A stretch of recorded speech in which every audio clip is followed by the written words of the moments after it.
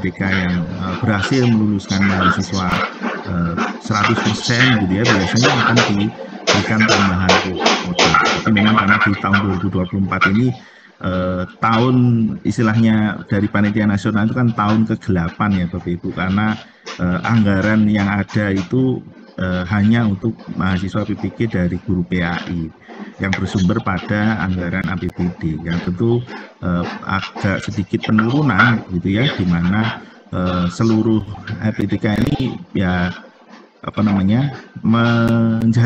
harus menjalin kerjasama dengan pemerintah daerah melalui APBD-nya untuk memberikan bantuan dana beasiswa kepada guru-guru PAI. Nah, mungkin juga bisa nanti di Bapak Dekan melalui Bukaprodi, kemudian menjalin kerjasama dengan beberapa pemerintah daerah. Nah, ternyata di berbagai daerah sekarang ini sedang berlomba-lomba, termasuk kemarin beberapa daerah itu berkunjung ke Pemda Malang, Kabupaten Malang, Pemda Kabupaten Batu, karena dirasa berhasil gitu ya memberikan beasiswa melalui anggaran APBD. Bahkan sekarang ada wacana untuk memberikan tambahan melalui sumber dana, yaitu Basnas, yang tentu sekarang cukup banyak ya, khususnya di Jawa Barat, bahkan hampir keseluruhan daerah itu sekarang menggunakan Basnas, dana dari Basnas. Mungkin juga bisa menjadi bantu loncatan gitu ya untuk mempercepat daftar antrian Bapak Ibu, karena guru-guru kita yang belum sertifikasi ini jumlahnya cukup banyak sekali. Kalau di PAI rata-rata memang sudah hampir habis ya. Kalau di Malang saja dari awalnya 600 sekarang tinggal 67 yang masih belum ikut kuota, dan insya Allah di tahun ini kalau ada PES 2 itu akan diselesaikan untuk 67 sisanya itu. Nah, itu memang bagaimana percepatan-percepatan yang dilakukan dari Direktorat PAI khususnya memang perlu kita bantu gitu ya, dengan memberikan informasi kepada pemerintah daerah bahwa tidak hanya melalui APBD tapi juga bisa melalui dana dari Basnas. Nah, sedikit perubahan tersebut Bapak Ibu juga menjadi acuan di pelaksanaan PPG di tahun 2024, di mana dasar perubahan dari pelaksanaan PPG 2024 ini adalah hasil survei yang dilakukan oleh Panitia Nasional terkait pelaksanaan PPG di tahun 2023. Nah, catatan yang tentu perlu kita menjadi refleksi bersama Bapak Ibu, tidak hanya di Bapak Ibu IAIN Metro Lampung, di Malang pun juga mengalami kendala yang sama ya. Mungkin kita maklumi ketika pendampingan lokakarya itu cukup panjang, relatif panjang, apalagi yang kemarin yang TK2 itu 46 hari, jadi 1 bulan lebih mendampingi mahasiswa dan setiap hari harus Zoom begitu, jadi sangat menjenuhkan. Ditambah dengan aktivitas Bapak Ibu dosen yang ada penelitian, ada pengabdian, juga mengajar di S1, S2, sehingga banyak juga yang mengalami kendala di sisi pelaksanaan lokakarya. Kemudian hasil ditemukan di dalam pelaksanaan lokakarya di tahun 2023, Bapak Ibu, ada beberapa kendala. Yang pertama ya memang waktu yang terbatas karena tugas yang begitu banyak gitu ya. Kalau di pendalaman materi mungkin mahasiswa itu seperti pemanasan, nah, sementara di tahap lokakarya itu sudah mulai kencang gitu Bapak Ibu, tugasnya banyak, waktunya terbatas, banyak tingkat stres, tingkat jatuh sakit itu di tahap lokakarya. Maka memang tadi apa yang disampaikan Bapak Dekan memang benar sekali, kita tidak harus menuntut yang sempurna gitu ya, karena nanti dengan berjalannya waktu mereka itu akan berkembang gitu, Bapak Ibu mahasiswa itu akan berkembang dengan berjalannya waktu, karena setelah PPG pun mereka nanti ada, kalau di dinas kan ada PGP ya, pendidikan program guru penggerak, kemudian nanti masih ada PKB ya, pengembangan keprofesian berkelanjutan ya, tentu itu juga akan meningkatkan kualitas dari mahasiswa setelah lulus PPG. Nah, kemudian keterampilan fasilitator yang memang ketika hasil pelaksanaan lokakarya di tahap kemarin masih meraba-raba begitu ya di tahun 2023, karena implementasi kurikulum Merdeka ini juga baru awal-awal secara serentak dilaksanakan. Itu sehingga dampaknya memang kalau kita melihat juga kualitas dari peserta ketika di tahun 2023 itu masih ada yang kurmer, masih ada yang K13 di berbagai sekolah. Sehingga kondisi yang sangat beragam itu tentu juga akan kesulitan untuk menyatukan, gitu ya. Apalagi kondisi ketika di tahun 2023 masih banyak guru-guru yang belum mendapat pelatihan tentang kurikulum Merdeka. Itu juga menjadi tantangan tersendiri karena waktu yang terbatas dan materi kurmer itu kan harusnya memang disampaikan secara kontinu dan panjang, gitu ya. Dan itu juga menjadi kendala. Nah, yang terakhir adalah kurangnya tindak lanjut. Ini yang kemudian di panitia nasional untuk diminta menekankan bagaimana tindak lanjut dari proses lokakarya itu. Jadi Bapak Ibu setelah melakukan pendampingan, ya, menjelaskan tentang materi, kemudian mahasiswa mengerjakan, Bapak Ibu mengoreksi. Nah, hasil dari koreksi itu harus ada tindak lanjut, yaitu menyampaikan kepada mahasiswa dan melakukan perbaikan di sisi mahasiswa. Setelah melakukan perbaikan, Bapak Ibu koreksi lagi, memberikan nilai, dan harapannya ini adalah kelanjutan dari perangkat yang dibuat yang akan digunakan di tahap PPL. Nah, terkadang ketika lokakarya sudah didesain, gitu ya, nanti di tahap PPL itu berubah lagi karena mungkin adanya miskonsepsi, ya, antara dosen lokakarya dengan dosen PPL. Maka ini harus ada sinkronisasi antara dosen lokakarya dengan dosen PPL, karena supaya tidak terjadi dua kali mengerjakan, gitu Bapak Ibu, karena perangkat yang dibuat ini kan nantinya akan dipraktekkan di tahap PPL, sehingga pemilihan nanti, ya, misalnya capaian pembelajaran yang akan digunakan, materi ajar, media, metode, itu memang harus disusun dengan baik, ya, sehingga nanti kalaupun ada catatan perbaikan di tahap PPL itu tidak terlalu banyak, jangan sampai merombak, gitu ya, merombak secara keseluruhan. Dari hasil tersebut memang sisi positif, ya, para guru ini memang menganggap bahwa ketika pelaksanaan PPG itu masih memberikan dampak yang baik, gitu ya. Meskipun dengan mereka harus berjuang setiap malam, gitu ya, mengerjakan tugas, karena dari sisi mahasiswa pun posisi ketika perkuliahan PPG itu dianggap tidak belajar, gitu ya. Karena apa?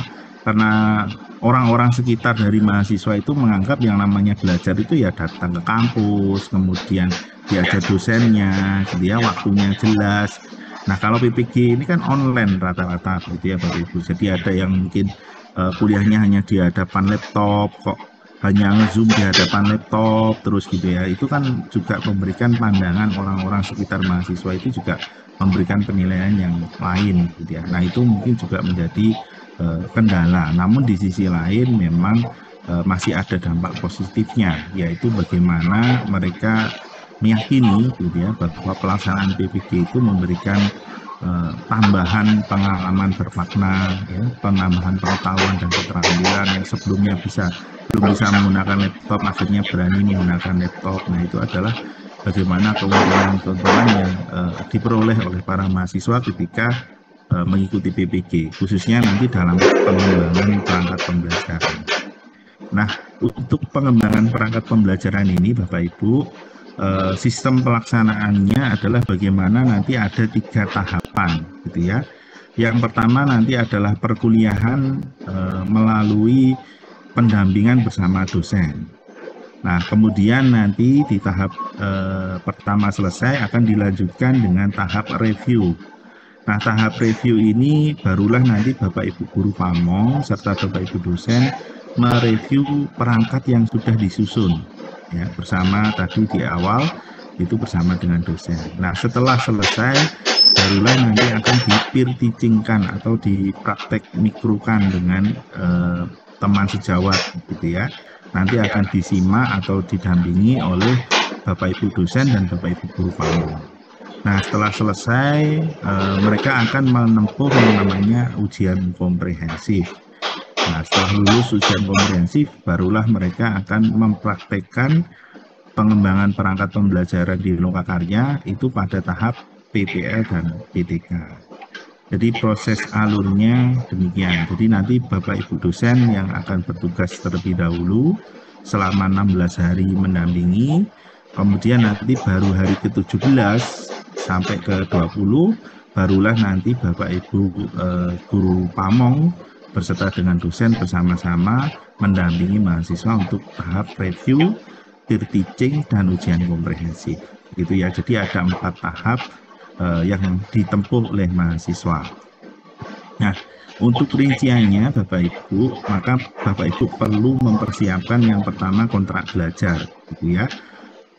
Pengalaman kami, mohon izin Bapak Ibu menyampaikan kemarin akreditasi kita di Prodi PPG itu lumayan rigid, gitu ya Bapak Ibu. Asesor itu sampai melihat sistem gitu ya, jadi betul-betul melihat apakah ada kontrak belajar yang diupload ya, bahkan meminta RPS. Jadi meskipun sebetulnya kita tidak ada kewajiban RPS ya, tapi ternyata asesor meminta RPS karena borang di dalam penilaian borang itu ada terkait tentang RPS-nya.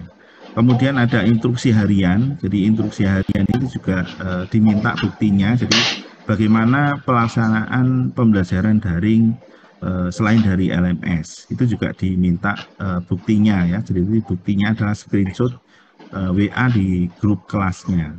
Kemudian PPT materi, nah ini juga kemarin diminta, dan termasuk PPT ini misalnya karena kemarin UIN Malang itu visi misinya itu kan unggul dan berreputasi internasional, itu harus ditunjukkan di PPT-nya di mana bagian unggul berreputasi internasional. Nah, alhamdulillah untungnya ada bahasa Inggrisnya ya, di beberapa materi itu ada kalimat bahasa Inggrisnya, itu ternyata juga cukup membantu begitu Bapak Ibu terkait tentang pelaksanaan materinya ini.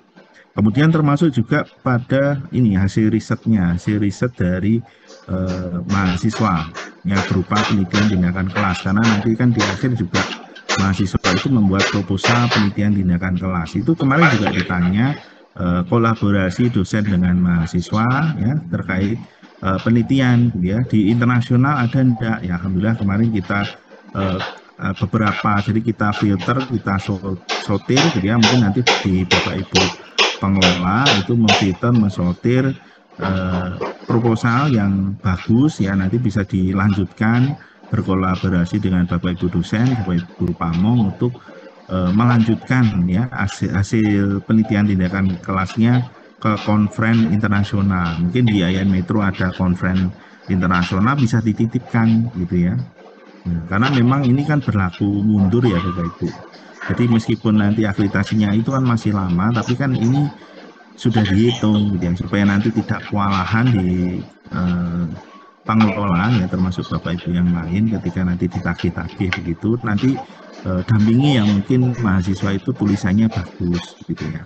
Nanti bisa diikutkan konferen internasional sebagai buktinya ya, bukti bahwa ada kolaborasi penelitian dan juga pelaksanaan pembelajaran, termasuk pada kontrak belajar, pada sumber-sumber belajar gitu ya. Kemarin itu juga dicek gitu, apakah hasil penelitian dosen ini juga dijadikan bahan mengajar gitu ya. Jadi ketika kemarin biasanya kan di AL itu asesmen lapangan itu ada praktek ngajar ya Bapak Ibu. Jadi dilihat betul apakah dosennya ini menyampaikan hasil risetnya ketika mengajar di kelas.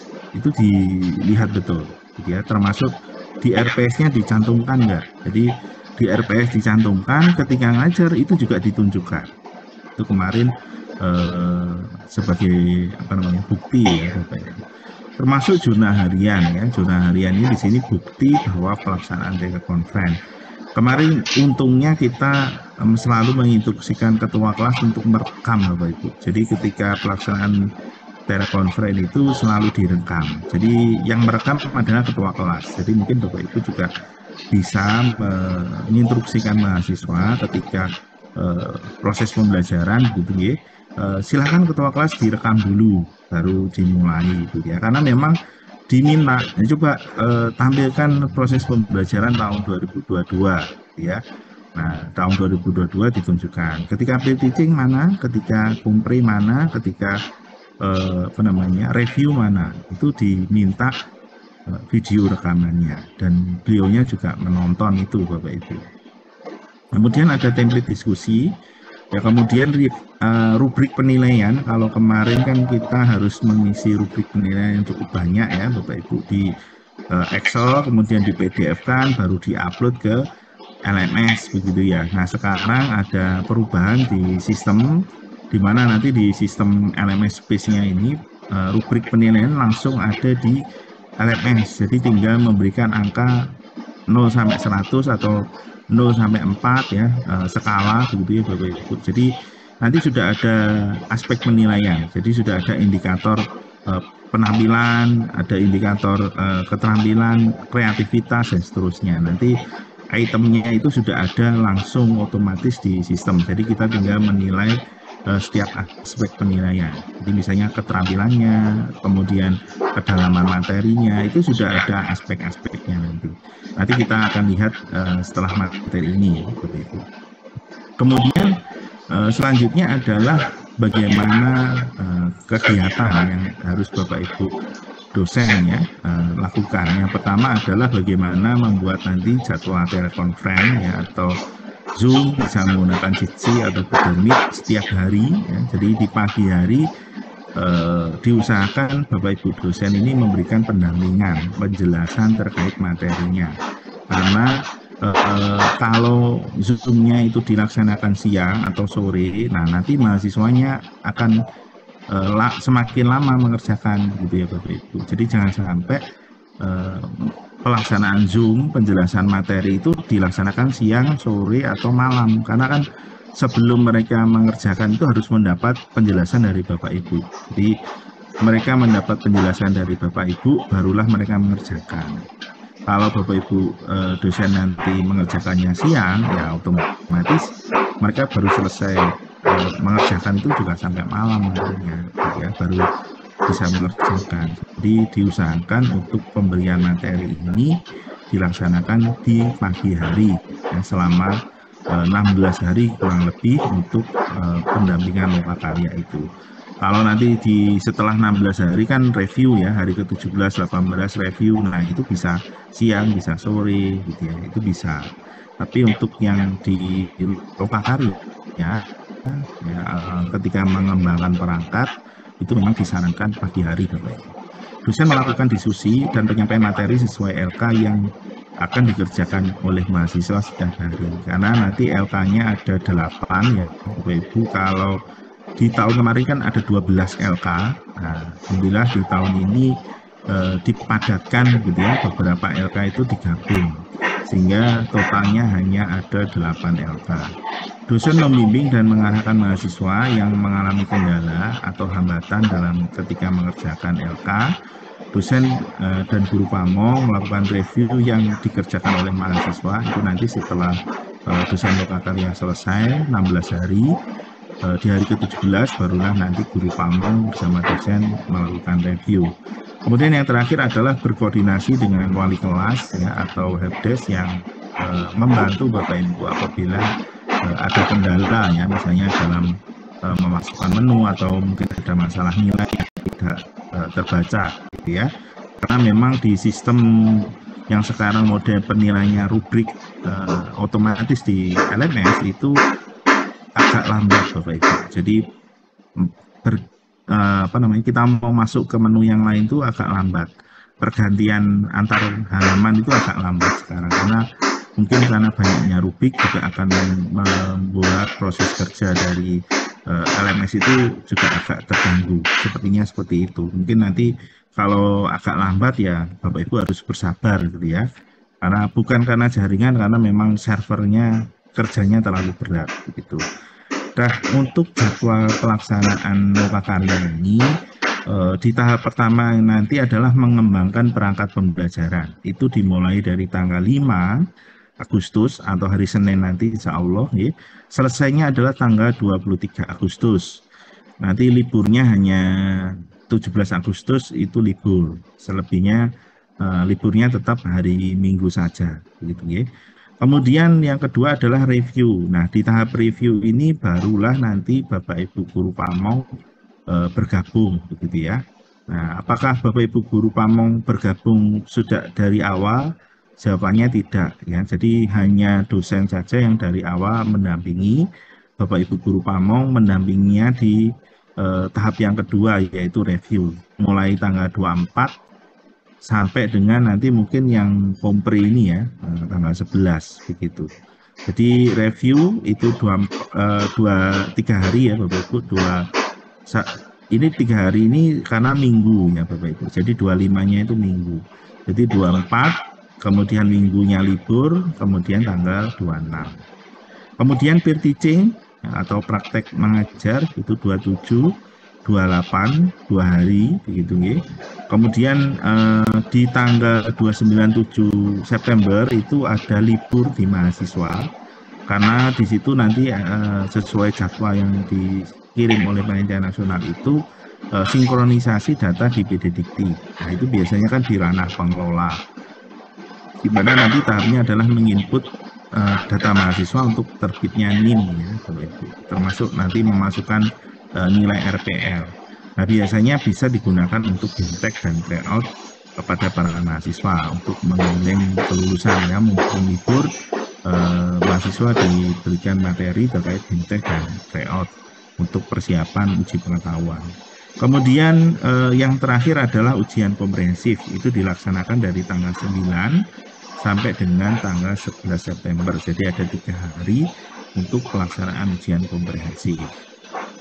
Untuk LK-nya ya atau lembar kerja dan termasuk kegiatan belajar itu ada 8 LK begitu ya Bapak Ibu. Jadi ada beberapa pemadatan seperti yang saya sampaikan di awal, yang semula adalah 12 sekarang hanya 8, di mana LK1 itu menganalisis kurikulum ya, termasuk nanti mengembangkan kurikulum operasional satuan pendidikan yang harus ada analisis karakteristik sekolah, gitu ya, visi, misi, dan seterusnya.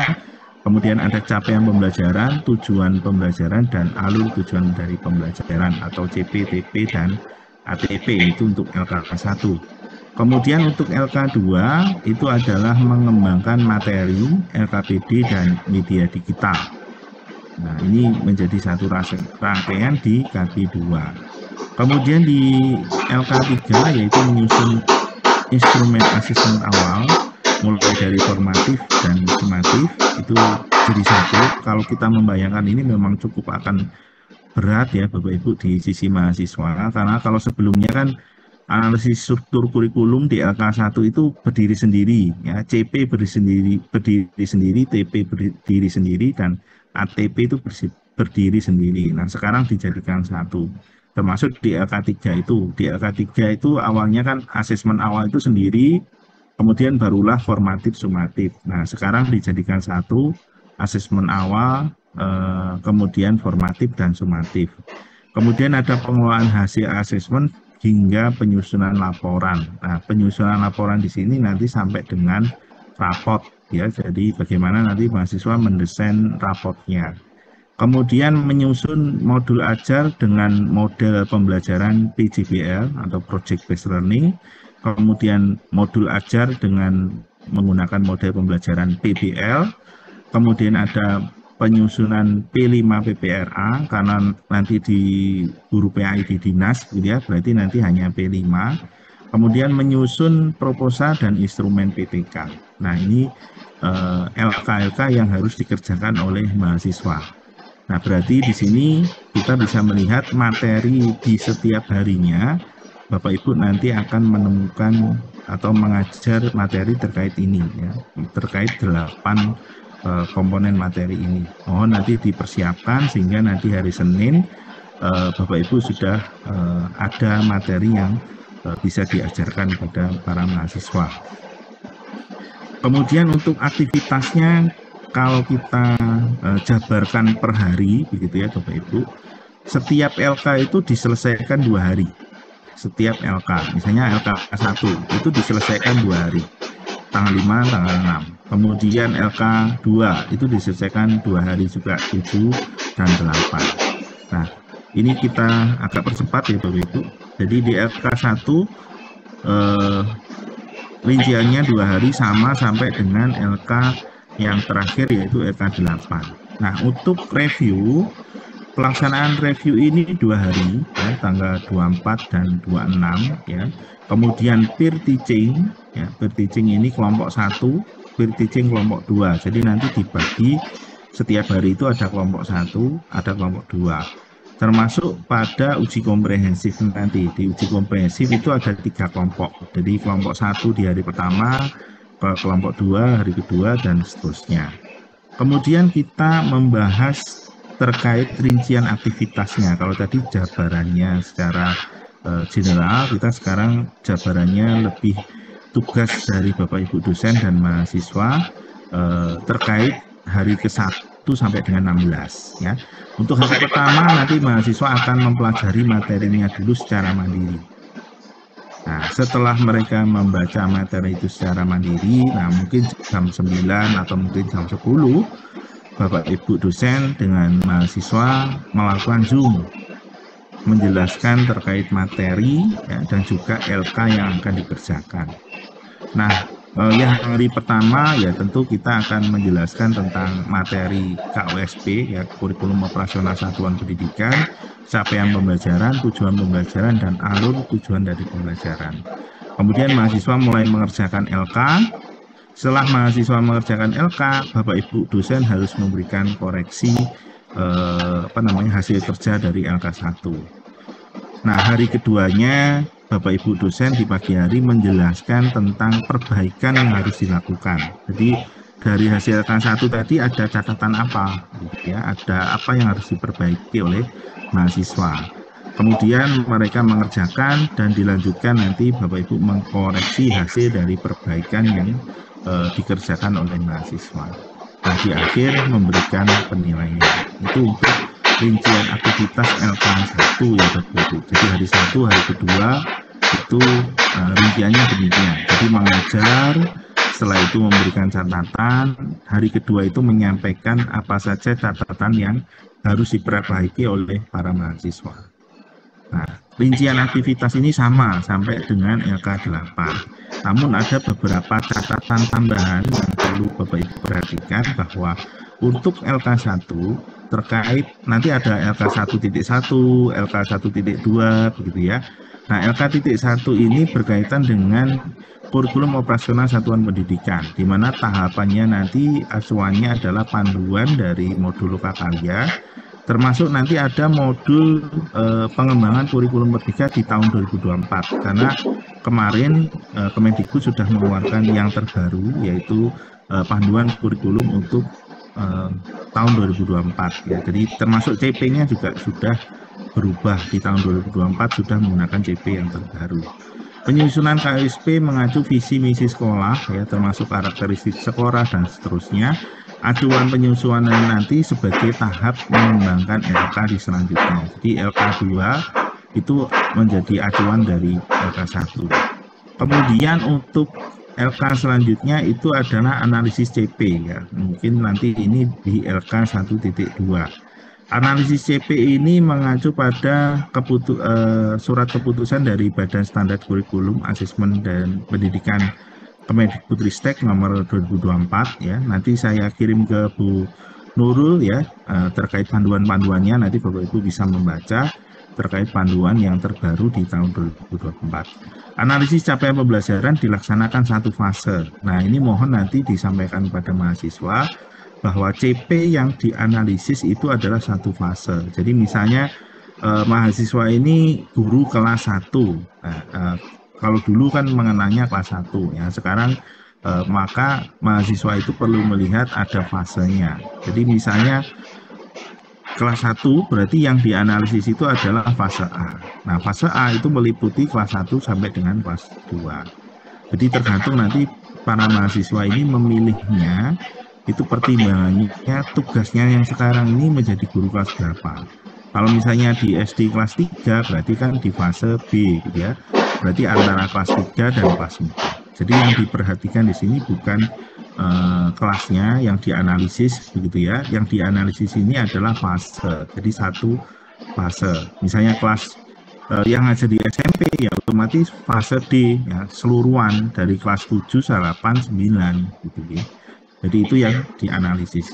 Komponen yang dianalisis adalah meninjau karakteristik dari mapel, jadi memberikan catatan bagaimana karakteristik dari mapel itu, tujuan pembelajaran dari mapel, kemudian rasionalisasi dari mapel, serta CP dari masing-masing mapel itu sendiri. Jadi nanti membuat tabel, ya, yang tabelnya nanti sudah disediakan di masing-masing LK, mahasiswa tinggal mengisinya, ya. Jadi menaruh, misalnya rasionalisasi, maka tinggal ditaruh, kemudian dilakukan analisis, gitu. Kemudian untuk ketentuan tambahan yang lain adalah apabila di sekolah mahasiswa, mungkin di mahasiswa Bapak Ibu ada yang masih belum kurikulum merdeka, mungkin masih ada yang menggunakan K13 gitu ya, maka disarankan menggunakan fase A, fase B, fase D, dan fase E. Nah, untuk khususnya fase D, maka mohon untuk menghindari kelas 9, karena biasanya kelas 9 sudah fokus ke kelulusan gitu ya, sehingga fase yang dipilih ini meskipun fase D itu yang difokusnya adalah di kelas 7 dan di kelas 8. Apabila sekolah sudah menggunakan atau melaksanakan IKM, maka diperbolehkan memilih dari fase A sampai dengan fase F. Jadi mungkin sekarang posisinya sudah seluruh sekolah di Indonesia kan rata-rata memang sudah menggunakan IKM gitu ya Bapak Ibu. Mungkin jarang lah nanti untuk yang poin pertama ini. Mungkin semuanya nanti rata-rata sudah melaksanakan kurikulum merdeka di masing-masing sekolah. Kemudian untuk LK 1.3 ya, jadi 1.1 tadi KWSP, 1.2 itu adalah CP, kemudian 1.3 itu adalah tujuan pembelajaran. Nah, tujuan pembelajaran ini nanti akan ada 3 teknik, ya, ada 3 teknik dalam merumuskan TP. Kemudian nanti juga teknik analisisnya ini disesuaikan dengan CP yang dipilih. Misalnya CP yang dipilih itu fase A, maka nanti yang dilakukan analisis itu adalah fase A-nya, ya. Nah, ketika merumuskan TP diharapkan tidak terjebak pada kelas, jadi fokusnya ini masih belum kelas. Kalau fase itu kan masih campur ya, bisa jadi ini kelas 1, misalnya di fase A ya, bisa jadi TP-nya itu kelas 1, bisa jadi TP-nya itu kelas 2. Barulah nanti memilah itu di ATP, di alur tujuan pembelajaran. Nah, sekarang di alur tujuan pembelajaran, mahasiswa nanti memang diminta mengurutkan, gitu ya, mengurutkan tujuan pembelajaran yang sudah dikembangkan dari CP. Alur tujuan pembelajaran ini nanti akan diberikan jam, ya, jam pelajaran. Makanya nanti perlu melihat kalender akademik di tahun 2024-2025 terkait tentang beban belajar setiap mapel. Ya, jadi untuk 1 tahun itu bagaimana, 1 semester bagaimana, serta minggu efektifnya. Karena ketika TP sudah dirumuskan, itu nanti kan diurutkan ya. Nah, pengurutannya kan menggunakan 6 prinsip dari merumuskan ATP. Jadi mungkin nanti bisa mengurutkan dengan menggunakan dari umum ke khusus, dari abstrak ke konkret, kemudian scaffolding dan seterusnya. Jadi prinsip-prinsip itu nanti digunakan oleh mahasiswa untuk mengurutkan TP dalam satu fase, ya. Makanya acuannya bukan kelas tapi satu fase, karena mereka nanti harus mengurutkan mana yang masuk kelas 1, mana yang masuk kelas 2, ya. Contohnya misalnya di fase A. Kemudian setelah mereka melakukan analisis CP, TP, dan ATP, di hari kedua mereka akan di LK2 mereka akan mengerjakan yaitu mengembangkan materi ajar, LKPD, dan media.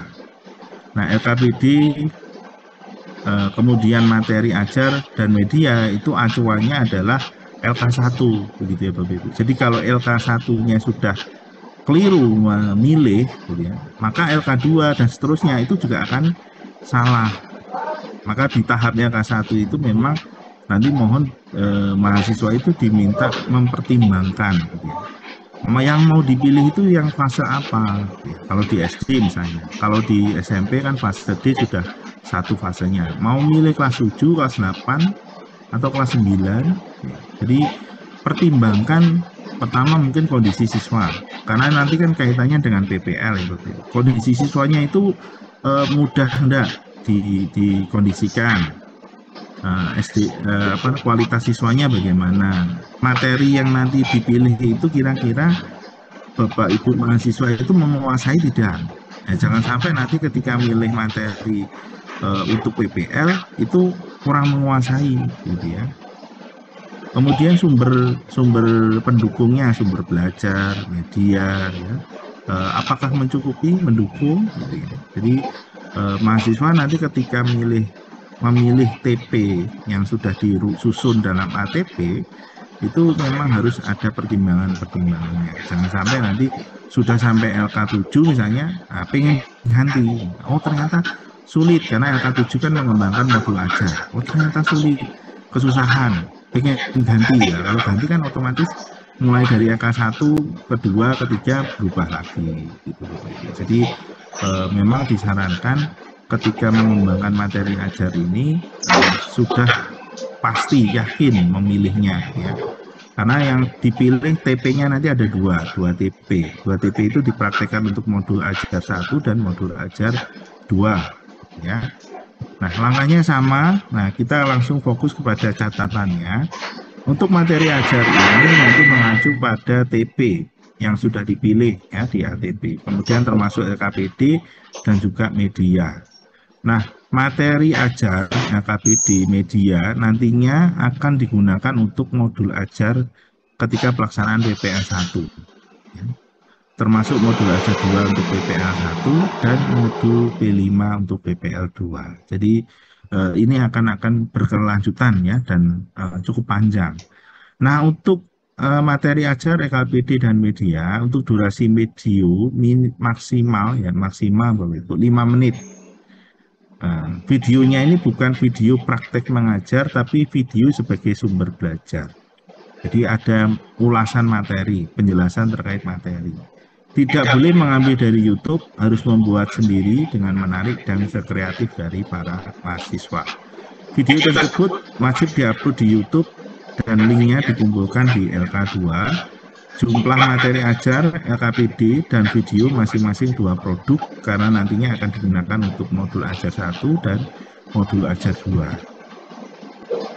Selanjutnya untuk LK3 yaitu mengembangkan asesmen awal, tes formatif, dan tes sumatif. Nah, ini juga cukup banyak ya Bapak Ibu karena asesmen awalnya ini mungkin 1, tapi untuk tes formatif dan tes sumatif ini kan nanti digunakan untuk pembuatan modul ajar 1 dan modul ajar 2 ya. Jadi untuk instrumen yang dikembangkan oleh mahasiswa nanti ada pemetaan kemampuan awal, kemudian ada pemetaan kebutuhan belajar siswa ya, mulai dari lingkungan belajar, gaya belajar, kemudian minat bakat, itu nanti akan ada rubrik penilaiannya.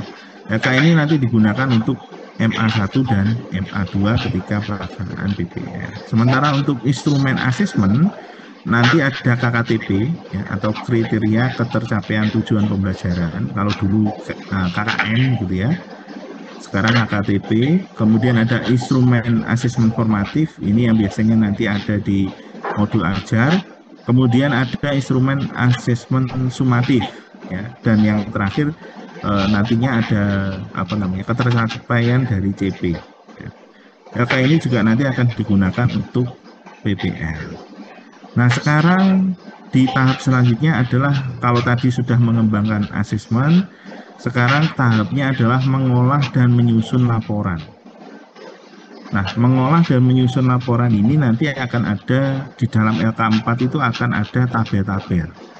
Nah, di dalam LK4 nanti ada tabel di mana mahasiswa akan diminta menyusun rubrik asesmen. Kemudian ada tabel mengelola hasil asesmennya. Kemudian pengolahan hasil capaian akhir pembelajaran. Ya, nanti ada tabelnya, mahasiswa akan melakukan pengisian tabel tersebut. Pelaporan asesmen termasuk pada nanti raport dari kurikulum Merdeka. Selanjutnya Bapak Ibu untuk LK5. Nah, LK5 ini sudah berkaitan dengan PJBL, gitu ya, Project Based Learning, di mana nanti mahasiswa kan tadi sudah mengembangkan ya, memilih TP, ya, TP-nya, kemudian mengembangkan materi ajar LKPD dan media, mengembangkan asesmen, tinggal menaruh di template modul ajarnya.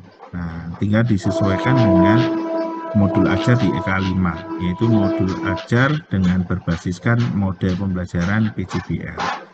Nah, pengembangannya nanti tentu hal yang perlu diperhatikan adalah di dalam EK5 nanti akan ada contoh-contoh model ya, modul ajar. Jadi template-nya banyak, gitu ya, ada 4 template.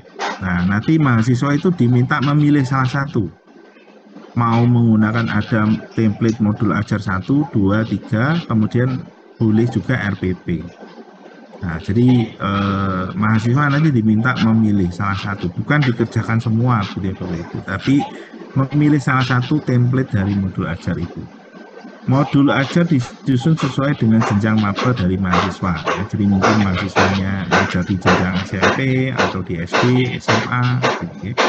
Untuk LK5 mengacu pada LK sebelumnya, ya mungkin dari LK1 sampai 4. Dan nantinya LK5 ini akan digunakan untuk praktek PPL1 modul ajar 1. Modul ajar PJBL ini disusun dengan menggunakan LK5, di mana nanti sudah ada langkah-langkah project based learning, Bapak Ibu. Jadi sudah ada langkah-langkahnya, tinggal mahasiswa mendeskripsikan bagaimana yang dilakukan sebagai guru dan bagaimana aktivitas dari siswa ketika pelaksanaan PJBL-nya. Kemudian kita masuk di LK6. Nah, secara teknis LK6 hampir sama dengan LK5, karena kalau LK5 kan PJBL, gitu ya, sintaknya ini yang berbeda. Kalau LK6 sintaknya adalah menggunakan PBL atau Problem Based Learning. Catatannya sama ya, nanti mahasiswa boleh memilih template yang sudah ada, boleh template 1, boleh template 2, gitu ya, bahkan boleh memilih RPP. Nah, acuannya juga tetap sama. Kita lanjut ke LK7, Bapak Ibu.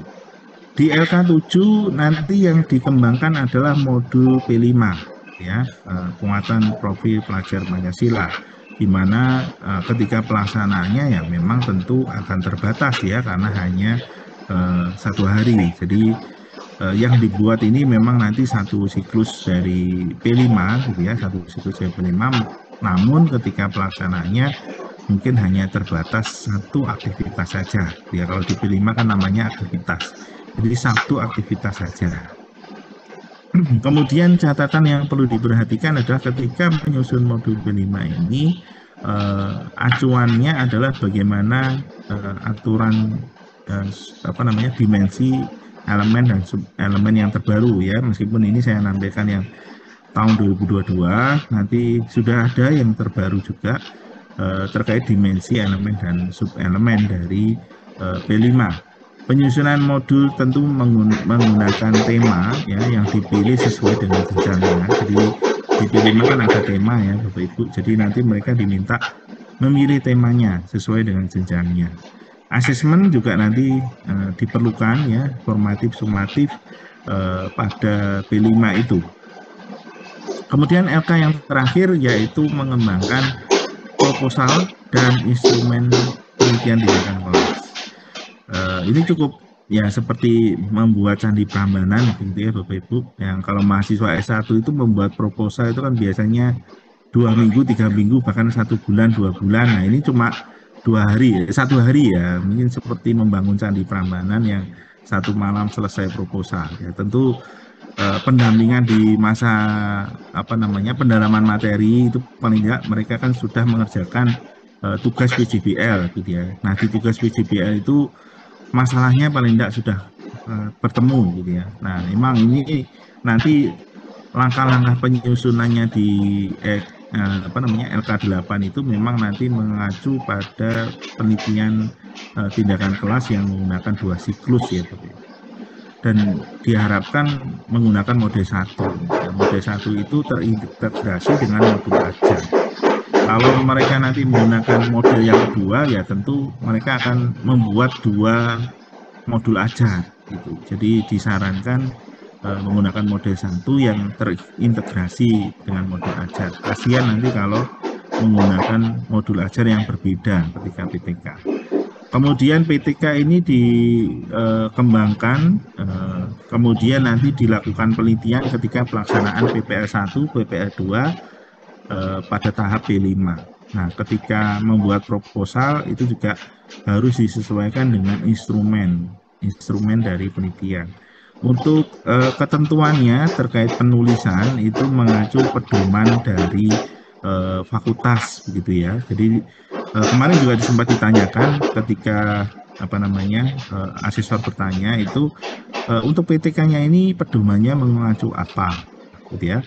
Karena di sistem LMS maupun di ketentuan dalam JUPSIS tidak mengatur, maka untuk ketentuan penelitian tindakan kelas ini mengacu pada fakultas gitu ya. Alhamdulillah kemarin jawaban tersebut diterima oleh asesor. Jadi memang mahasiswa nanti harus diberikan gitu ya pedoman penyusunan penelitian tindakan kelas di fakultas sehingga nanti ada sinkronisasi panduannya ya, termasuk bagaimana mengutipnya, mau pakai Mendeley atau Sutero, penulisannya pakai footnote atau endnote. Nah, itu mengacu pada panduan di fakultas ya, atau di LPTK. Kemudian tahap review. Nah, di tahap review inilah Bapak Ibu dosen, Bapak Ibu guru pamong bersama-sama gitu ya dengan mahasiswa. Jadi para Ibu guru pamong itu mulai bertugas di sini ya. Nah, akan melaksanakan review. Nah, review di sini ada 2 hari ya. 2 hari itu mereview 8 LK. Hari ke-17 ya mereview LK 1 sampai 4. Kemudian hari ke-18 itu mereview LK 5 sampai 8. Jadi mereviewnya ini 4-4 gitu ya Bapak Ibu. Nah, jadi hari pertama hari ke-17 itu pagi Bapak Ibu dosen mengoreksi lagi LK 1 sampai 4, kemudian dilanjutkan dengan Zoom menyampaikan catatan yang perlu diperbaiki. Kemudian nanti di siang hari mahasiswa mulai memperbaiki dan di malam hari Bapak Ibu dosen guru pamong menilai ya, hasil review dari LK 1 sampai 4 termasuk di hari ke-18. Nah, untuk online jam ini dicek betul ya Bapak Ibu, untuk Bapak Ibu dosen termasuk Bapak Ibu guru pamong itu kewajiban online-nya adalah 4 jam, sementara untuk mahasiswa itu 7,5 jam.